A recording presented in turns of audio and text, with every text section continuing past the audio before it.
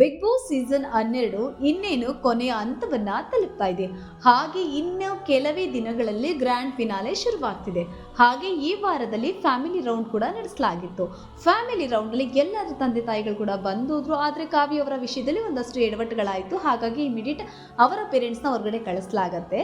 ಹಾಗೆ ಈ ವಾರ ಫ್ಯಾಮಿಲಿ ರೌಂಡ್ ಇದ್ದಿದ್ರಿಂದ ಫ್ಯಾಮಿಲಿ ಮೆಂಬರ್ಸೇನೆ ಈ ವಾರದ ಕ್ಯಾಪ್ಟನ್ ಯಾರಾಗಬೇಕು ಅಂತ ಆಯ್ಕೆ ಮಾಡಬೇಕು, ಅಂದರೆ ವೋಟ್ ಮಾಡಬೇಕು ಅಂತ ಅವ್ರಿಗೊಂದು ಅವಕಾಶ ಕೊಡಲಾಗುತ್ತೆ.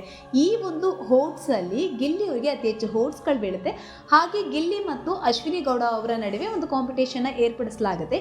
ಈ ಕಾಂಪಿಟೇಷನ್ ಅಲ್ಲಿ ಗಿಲ್ಲಿ ಅವರೇ ವಿನ್ ಆಗ್ತಾರೆ. ಸೊ ಫೈನಲಿ ಈ ವಾರದ ಕ್ಯಾಪ್ಟನ್ ಗಿಲ್ಲಿ ಅವರಾಗ್ತಾರೆ.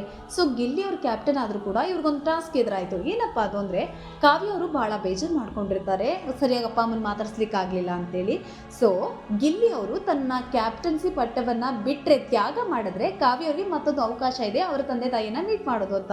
ಸೊ ಗಿಲ್ಲಿ ಯೋಚನೆ ಮಾಡಿ ಅವರಿಬ್ಬರು ಬೆಸ್ಟ್ ಒಂದು ಒಳ್ಳೆ ಬಾಂಡಿಂಗ್ ಇದ್ದಿದ್ದರಿಂದ ಗಿಲ್ಲಿ ಮತ್ತು ಕಾವ್ಯ ನಡುವೆ ಓಕೆ ಅಂತ ತ್ಯಾಗ ಮಾಡ್ತಾರೆ. ಸೊ ಫೈನಲಿ ಕಾವ್ಯ ಅವರ ತಂದೆ ಮತ್ತು ತಾಯಿ ಮತ್ತೊಮ್ಮೆ ಬರ್ತಾರೆ, ನಗ್ನಗ್ತಾ ಮಾತಾಡಿಸ್ಕೊಂಡು ಕಳಿಸ್ಕೊಡ್ತಾರೆ. ಆದರೆ ಈ ಸರಿ ಕಾವ್ಯ ಅವರ ತಮ್ಮ ಬರಲಿಕ್ಕಿಲ್ಲ. ಬಿಕಾಸ್ ಲಾಸ್ಟ್ ಟೈಮ್ ಅವರೊಂದಷ್ಟು ರೂಲ್ಸನ್ನ ಬ್ರೇಕ್ ಮಾಡಿದ್ರಿಂದ ಅವರಿಗೆ ಬರಲಿಕ್ಕೆ ಅವಕಾಶ ಕೊಡಲಿಲ್ಲ.